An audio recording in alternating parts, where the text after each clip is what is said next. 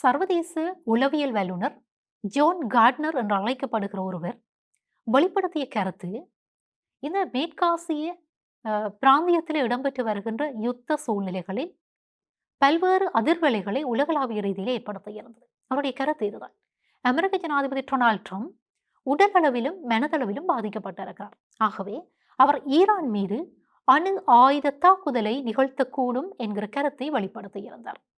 இது சர்வதேச அளவிலே அதிர்வலைகளை ஏற்படுத்த இருக்க, மிக பெரும் பழம்பெரும் பாரசீக நாகரிகமாகிய ஈரான் வீழ்த்தப்பட்டு விடுமா, அழிக்கப்பட்டு விடுமா என்றெல்லாம் மக்கள் அஞ்சி இருக்க, ஈரான், அமெரிக்கா இந்த இரண்டு நாடுகளும் பாகிஸ்தான் துருக்கியினுடைய தலைமையிலே யுத்த உடன்படிக்கை, அதாவது யுத்த நிறுத்த உடன்படிக்கைக்கு தங்களை ஈடுபடுத்திக் கொண்டிருக்கின்றன.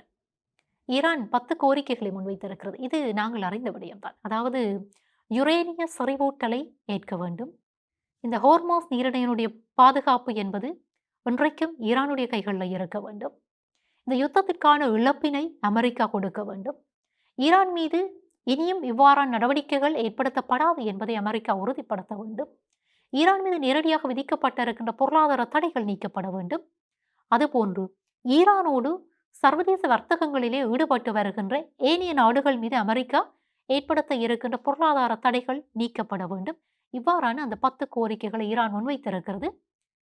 இந்த நாடு ஓரளவிற்கு சமாதானத்திற்கு திரும்புமா, அல்லது இந்த மத்திய கிழக்கிலே போர் மேகங்கள் மீளவும் எழாமல் அவை நிறுத்தப்படுமா என்கிற கேள்விகளோடு இந்த போர் நிறுத்த செயற்பாடுகள் ஆரம்பிக்கப்பட்டிருக்கின்றன. ஒரு வகையிலே வரவேற்கத்தக்கது. ஆனால் இந்த குண்டுகளின் மீது உலகம் ஏறி இருக்கிறது என்று சொல்லி பலரும் பேசிக்கொள்ளுகிறார்கள். ஆனால் அந்த குண்டுகள் அமைதியாக இருக்கின்றன.